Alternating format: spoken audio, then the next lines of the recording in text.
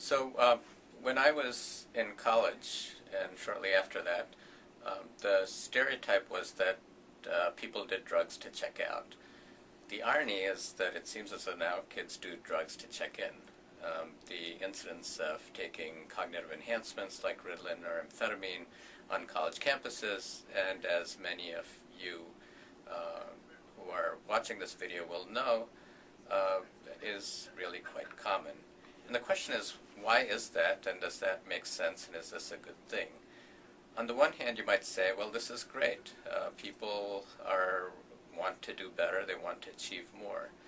But I step back from that and think about, for example, my nephews that are now aged 14 and 16.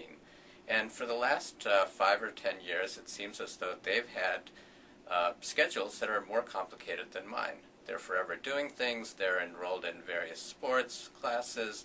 There is simply no downtime. And in some ways, and perhaps this is reflecting my age, in some ways it seems as though we have become a culture that is so much on the move that there is no stopping, and that there is a desire for progress and achievement, and that this gets reflected when I look at CVs of people applying to either medical school or to graduate school. Right now people have unbelievable CVs compared to what they used to even 10 or 15 years ago. And again, one might say that this is a good thing. My question to you is, do you think this is a good thing, or do you think this is a world gone mad?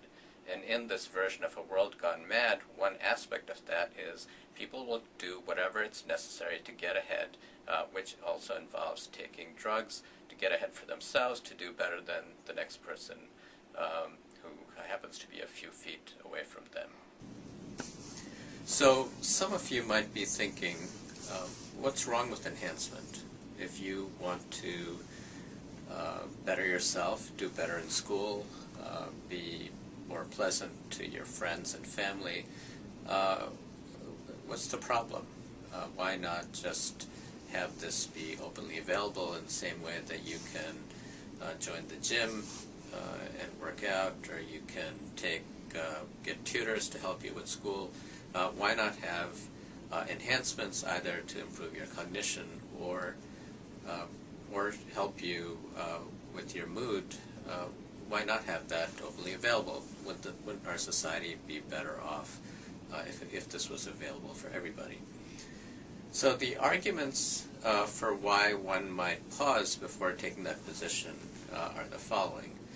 First is a general issue of safety, which is we simply don't know what the long-term effects of some of these medications are in normal populations. So what are the long-term effects of things like stimulants, Adderall, or Ritalin? We have some sense of these medications, and generally they are reasonably safe, but it is worth pointing out that the FDA has placed a black box warning around these stimulants, and that warning means that this is something the FDA considers a serious issue when prescribing medications. It's just short of keeping the medications from actually being legal. And why do they have those warnings? One issue is that these medications can become addictive. It's probably a very small proportion of people that get addicted to them, but that is certainly a consideration. The other is that it can cause cardiac side effects, so people can develop abnormal arrhythmias. Again, this is not something that happens very frequently, but when it does happen, the consequences can be quite severe. So there is a safety issue. In addition to safety, one can think about possible trade-offs, and so this is not the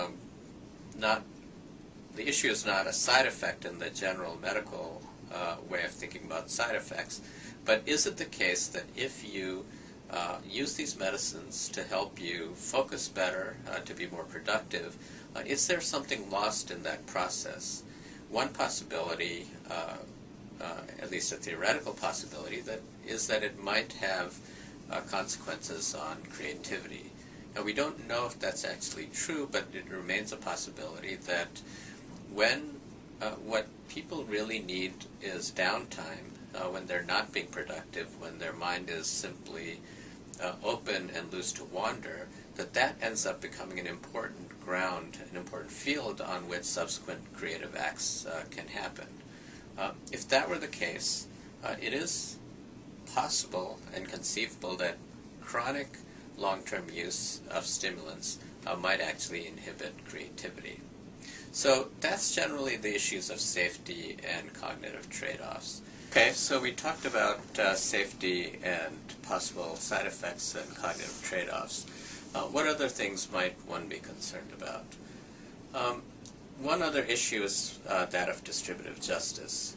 These medications presumably will not be covered by insurance companies, although that's not clear. And it means that people with better access, with better resources, more resources, would have access to this, and people that don't would not. And you might say, well, we have plenty of examples of maldistribution of resources. So kids in the main line, for example, can take their SAT prep courses. It's probably the exception on the main line of a student who doesn't take some kind of prep courses for their college entrance exams, whereas kids in North Philadelphia are considered a success if they even graduate high school. And that is true that in our culture, the notion of fairness is not something that we, in practice, give a lot of weight to. But despite that, I'm not sure that it makes sense to add to the maldistribution by having medications that would be, if they're helpful, be disproportionately available to those that actually need the least amount of help. What other things might you consider when thinking about whether widespread use or availability of these medications makes sense? Another issue is the possibility of coercion. So most people think, why shouldn't I be free to use these kinds of medications? The other side of that is the question of why shouldn't you be free not to use such medications? And it might be conceivable that under certain circumstances that if you're applying for a job, your employer says, look, we want you to be maximally productive, and so we would require you, or at least create an incentive structure under which you would be encouraged to use these medications. We do this somewhat in the military, which is where probably the use of enhancements in people without any kind of disease is more common than in any other domain. And there the argument is that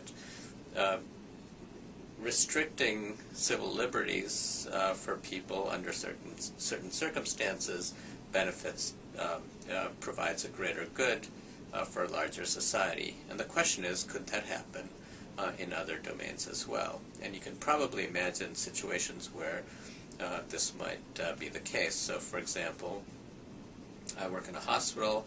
Medical students and residents are often sleep deprived.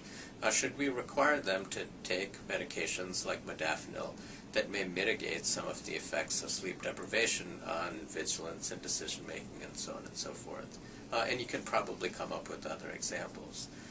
And the final one is an issue of character, which is most people think that a certain amount of struggle is important in the development of character. And at what point, if you can ease the burdens of struggle, either through cognitive enhancements or through the regulation of your own mood, is there a long-term consequence of that?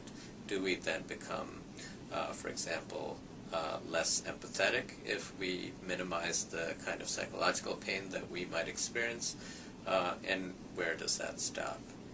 So, again, many people, and it appears to be that people that are younger, there was a survey done with Nature magazine about 1.5 years ago, people under the age of 35 tend to be more open, tend to be more willing to think of these kinds of medications as study aids, as something that you can just take when you need it, and that there's not much harm in it. I bring up these concerns, these 4 concerns, just to give you some pause to think about whether there might be other implications of widespread use of these kinds of enhancement medications.